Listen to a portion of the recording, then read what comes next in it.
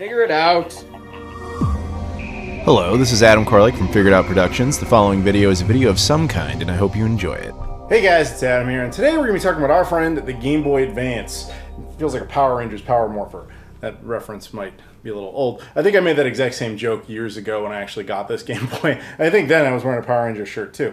Anyway, shout out to my buddy 16-Bit Pete who hooked me up with this shirt. But yes, we're going to be talking about the Game Boy Advance today, and specifically a new flash card for it called the Easy Flash Air, which was sent to me by Senko Games. Before we do that though, if you guys could do me a favor, please like this video, comment down below, subscribe if you've never done that before, and check out all my social media stuff in the description. Twitter, Instagram, Facebook, Discord, Patreon, Spreadshirt, Travel Channel, etc. I appreciate the support on those platforms. Thank you so much. Let's get into it. But seriously, go in the description, click the links. Come on, it's follows, man. It's free. Just click the thing or support Patreon. And that one's not free, but I appreciate it. Anyway, so I can bring you guys more reviews and all sorts of stuff. Anywho, let's go ahead and get on with it. All right, so it's a flash card. Now, full disclosure here, this obviously must be said. This was sent to me for free for the purposes of review by Senko Games. There's a link in the description to check it out if you wish. And it's not the first time I've actually got something from them that I did a video on. Previously, I had covered the Easy Flash Parallel, which was the same basic idea, but for the Nintendo DS. And my assessment on that was that it was a nice evolution of the old gold standard, which had been the R4. It was that, but with new bells and whistles. Essentially, that's how I feel about this. Now, if you're going, okay, that's great. What are you talking about? What is this thing? Basically, if you're unfamiliar with the concept of a flash card, and I don't know how you are at this point, but if you are, that's cool. It's nice to be that fresh on the situation. But basically, this is what we kind of wanted as kids, as like a fantasy. Flash cards are the idea that you have a cartridge for any sort of cartridge-based system, whether it's a portable like the Game Boy Advance, or if it's something, you know, a home console like a Sega Genesis or whatever. You would have a single cartridge that could theoretically play every single game ever made for that system. And the way that works is, well, there's multiple ways that works, but basically from the end user perspective, you essentially just have to load an SD card up with ROMs and then put them on the device, and then bada bing bada boom, you can theoretically play every game. Now there's all sorts of asterisks with that, but in concept, that's what you're shooting for. Now, when it comes to the Easy Flash Parallel, I think that the modus operandi here, let's say the objective, more rather, that they were going for, was to have a high-end flash card for the Game Boy Advance, but to make it affordable. Because it only costs like $40, which is kind of shocking for a Game Boy Advance flash card. Now, there are cheaper ones, but they're usually not very good. And then the higher-end ones can cost a lot more money. And this one is kind of in the middle. Like, it's good. There's features the higher-end ones have that this does not. But it's also solid build quality, and it has some features in it that are pretty good for its range. So we're going to go ahead and talk about it. Now, first and foremost, I want to talk compatibility. I can't promise that this thing supports every single game ever released, but they certainly tried to do as much of that as possible, and with firmware updates, I'm sure they can add any additional support. But in my experience, everything I threw at it launched just fine. When it comes to hardware compatibility, that one's actually really cool. So it works on an OEM stock Game Boy Advance. Technically, this one isn't stock because it was painted and there's an IPS screen in there. But from a hardware perspective, it's stock. It works just fine on a GBA SP. It worked just fine on a DS that supports Game Boy Advance. I don't have a GBA micro, but I'm sure that would work fine. And then it even worked on weirder stuff. Like this is the GBA Consoleizer, which is a consoleized version of the Game Boy Advance. It worked just fine on that. And even on the GameCube with a Game Boy player, it too worked there, which was very nice. So yeah, none of that was really a problem. So basically, when you first get it, what you're going to want to do, take it out of the packaging, which was very simple. Like it's a piece of cardboard, a little piece of plastic, and then this pops out. It does not come with an SD card, and it certainly doesn't come with any games. So you're going to have to get the SD card on your own. Now, it supports a wide range of micro SD cards. I'm personally using a, I think it's SanDisk. I can it's transparent, so I can see through it. It's a SanDisk 32 gigabyte card. I believe it supports up to 128 gigabytes, but I can't imagine ever needing that. So just for the record, assuming you set sail for the high seas of the internet and you were to get the entirety of the Game Boy Advance library, which by the way, it also supports Game Boy Color and original Game Boy. If you get all of those together, that collective set, at least of original titles, not including anything like independent projects or whatever, is around like 28 gigs. And Game Boy Advance is the lion's share of that at like 25 gigs. So the point of that is, if you want the entire original library with not much space left over for potential independent projects or whatever, 32 gigabytes will completely do you. If you want 64 gigabytes, that'll get every single thing, all that, plus all the room ever for independent projects, assuming you care about that. However, if you like to, curate your collection more, and when I say like complete set, like this will have the ROM set of, like, oh, here's the Japanese version of Sonic Advance, here's the European version and the American version. Like, you could filter it and really cut it down if you wanted to. I would say a 32 gigabyte card is really what you need, to be completely honest, but you technically can support whatever. So if you're going to do that, you have to get the card and you have to format it. 32 gigabytes and under, you'll have to format to FAT32. Anything above that, like obviously 64, 128, you can format it to FAT32, but it won't be as easy to do, at least on Windows. You'll have to use like a third-party program. If you prefer, you can do things in NTFS. I don't typically like that because I find NTFS gets corrupted more easily. I'm not saying it will, just that it does sometimes. So if you can get it to FAT32, you should. But I guess what I'm saying is FAT32 on a 32 gigabyte card is probably realistically what you should aim at. But if you want to sit there with an 8 gigabyte card and just pick your favorite games, that too is perfectly acceptable. Whatever you want to do. But you have to format it first. That's really the whole point here. So once you've done that, you'll have just a blank directory, right? And on that blank directory, you go inside and you're going to want to make some changes here. So first and foremost, you need to go to the website, which I will link in the description. And it's basically to grab the firmware and stuff like that. So when you open up the website, it actually won't go directly to the page you want. You'll have to do an additional click that refers specifically to the Easy Flash Air. You click on that. And once you're there, all you have to do is you'll see 3 files to grab. 1 is essential, 2 are optional. The first is the firmware.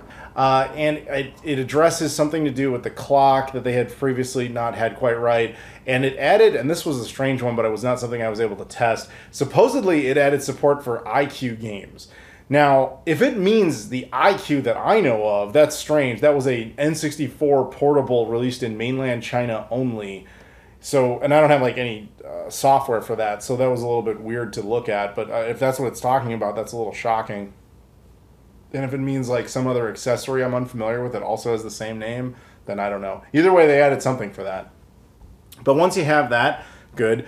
If you want to, the other 2, which I do recommend grabbing, are there's a file, a cheats option, and the other one is called images. Now, the purpose of cheats is that it's a cheat code database that the Game Boy Advance games in particular can utilize, not necessarily the Game Boy or Game Boy Color games, just the Game Boy Advance games, that they can utilize so you can have cheat codes in games.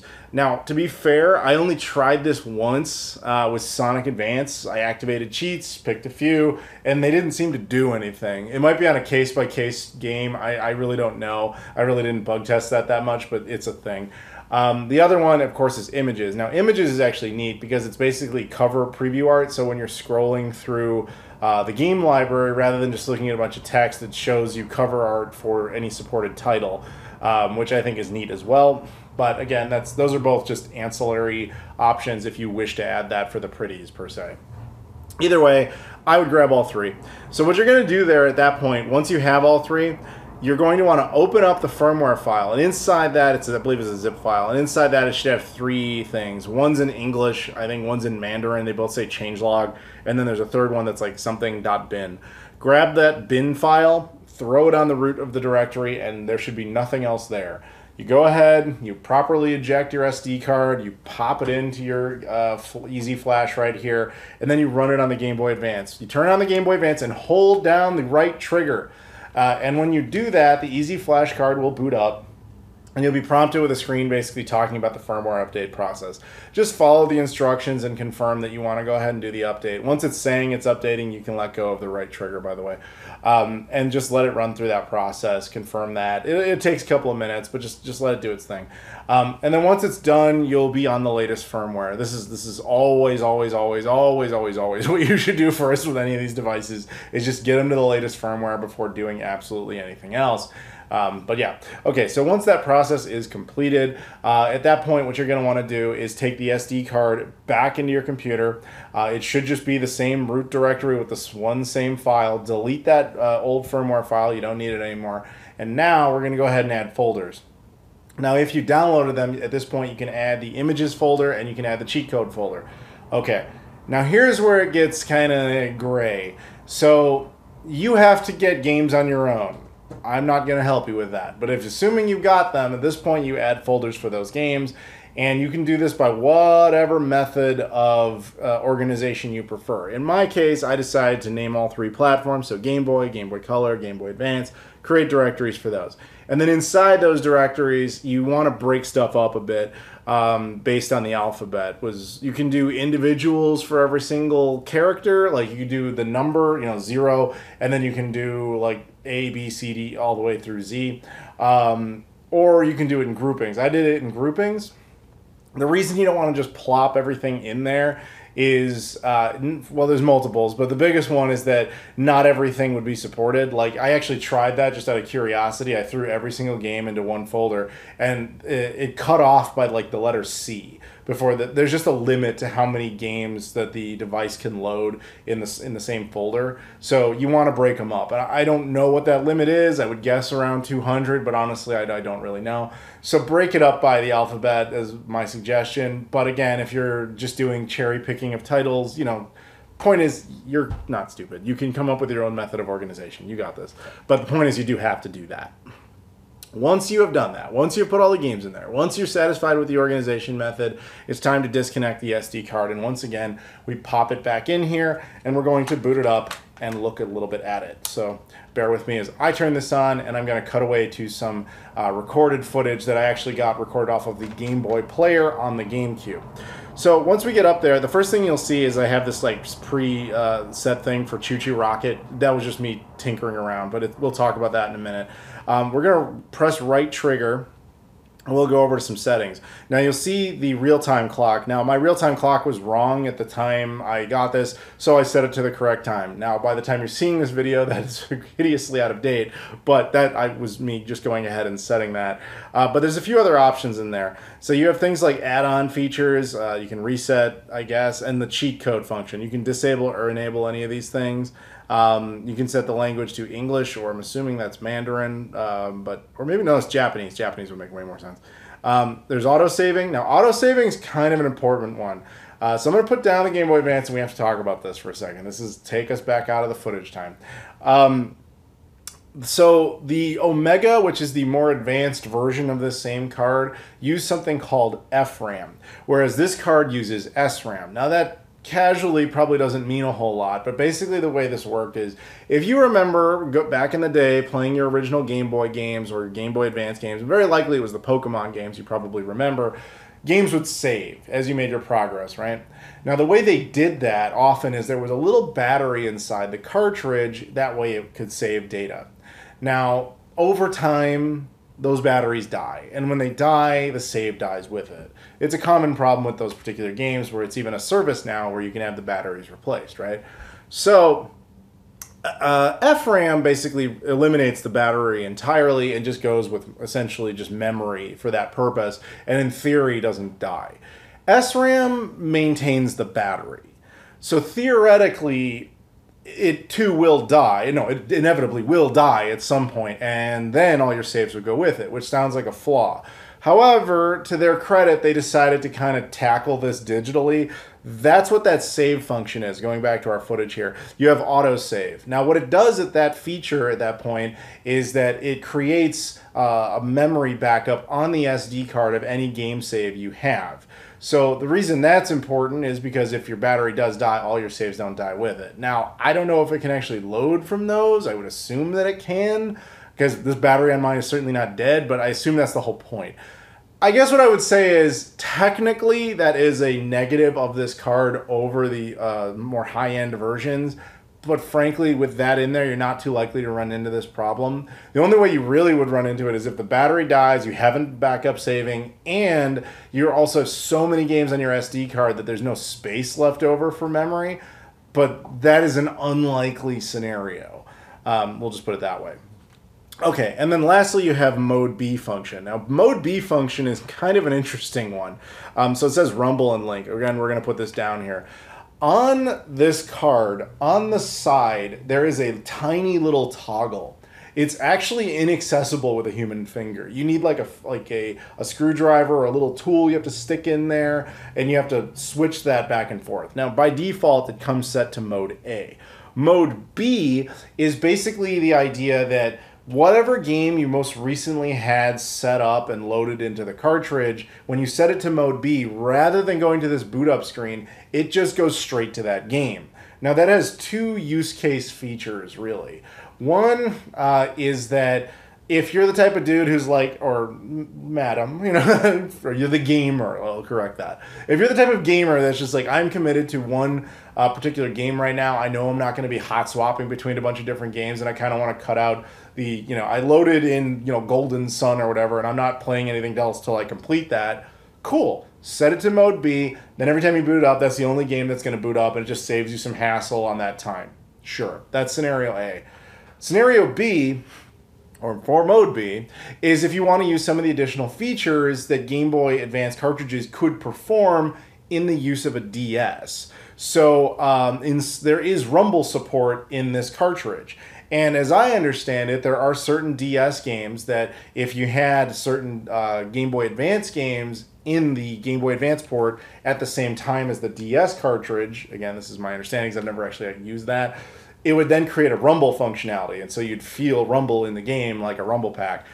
So they created that, enabled that. They also have link capacity and memory save transfer, I guess. Mostly, I think it was the Pokemon games, again, that did that. But the point is that functionality is there.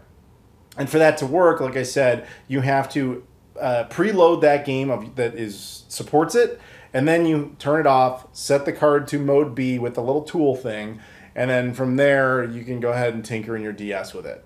Cool? Point is, it's there. All right. Now, looking at some other features, if you get to the right a little bit further, you'll just see things like what the firmware is. There's a QR code to check out the manual. There's a couple of little bits of information there. But then we can toggle over and we can look at our folder structure. So we've got our cheats, we've got our images, and we have our system. Let's go to Game Boy Advance, specifically also Saver folder is where it's been backing up those memory saves. All right, so if we go to Game Boy Advance, you see my folder structure as I laid it out. Again, lay it out however you want. We want to go to, in my case, I'm going to go to R-S to get to Sonic Advance is ultimately goal. In fact, I'm going to throw some footage up. So, yeah, you'll see the little preview title cards there. That's basically the point of that. Any game that comes up that's unsupported for any particular reason, like you'll see I have this Resident Evil 2. Well, there's not really a Resident Evil 2 on Game Boy Advance, and thus that doesn't have a preview. It's just a fan thing. But if you scroll further down, you'll eventually get to the game I wanted, which is Sonic Advance. So we go ahead and we want to tell that to load. So I'm going to load up the US version. And so it just prompts you with some information, and it writes it, and, you know, et cetera, et cetera. Now, the writing process can actually take some time. And, like, in some cases, it can take up to a minute. Now, there's a reason for this. So this is not a standard flash card where it basically just loads off the SD card and goes. Usually that process is kind of, you know, short. This is a little long, but there's a reason. This is a unique one because they basically installed about 100, I think it's like almost, it's like 960 megabits, or not megabytes, but megabits of data. Well, maybe it is megabytes. Honestly, I'm not sure. But point is, they installed a certain amount of data within the internal memory of the card. Now, they added enough space there that you can effectively load, on average, this is an average, between 10 to 20 games just kind of sitting cached inside the Game Boy Advance, regardless of your SD card. Now, the reason that matters is those games can just boot real super quick once they're loaded in there. And if you are the type of person that's like, hey man, I only had like 5 games on this thing that I really wanted to play, after you load those in here, you wouldn't even need the SD card anymore. Though why you'd want to get rid of it, I don't know. But you could do that. So you can kind of cycle through and load some of your favorites. But the point is you do have to do that. You kind of have to wait through it. But then once it loads, it'll show you a menu that shows all the other games you've previously loaded. You click on it, and it'll have different things about, do you want to directly boot this game? Do you want to delete it? Do you want to format the entire memory, etc.? So I just want to boot it. And it'll check to see if you have any save files, and then it just boots. And then from there, you're just on your way. So yeah, there's really not much else to it with that. It's pretty simple. And you're going to want to go in there and clean those saves out every once in a while. But honestly, you know, it is neat. It's clean, it's efficient, etc. So the same process would apply if you wanted to run original Game Boy games or Game Boy Color games. Like, just for argument's sake, I decided to pop on a couple of those. I'm just going to kind of mix and match some gameplay footage from all three of these platforms at the same time, just so you guys can kind of see how they look. Again, they are being played through the GameCube on the Game Boy player, so it's not, you know, it's not how it would look on your actual screen, but you get a sense of what it's like. But all in all, like, I really don't have any complaints. You know, it does exactly what it says it's supposed to do. They're clearly still supporting it. Like I said, the day I'm recording this, they had just launched the 1.03 firmware update. Like, I actually didn't even know about it. I got an email about it, like, right before I was set to record, so I actually had to stop and, like, do everything over again. Like, I hadn't actually recorded yet, but I was about to. So it was kind of nice to, oh, okay, all right, whatever. But, yeah, so, yeah, I like it quite a bit, and comparing it to other cards is difficult, because the last one of these I used for the Game Boy was an EverDrive, but it was like a 10-year-old model, and I don't know how up to date that is kept. So I think for the price and for what you get with it, this is a pretty good deal. Unfortunately, at the time of this recording, it is sold out on their website, but I imagine that will change probably relatively quickly. But I don't really know. But I'm sure it's inevitable. So, yeah. Anyway, that will do it. Check it out. There's a link in the description. If you guys want to do that, I appreciate it. You can also check out all my social media stuff in the description.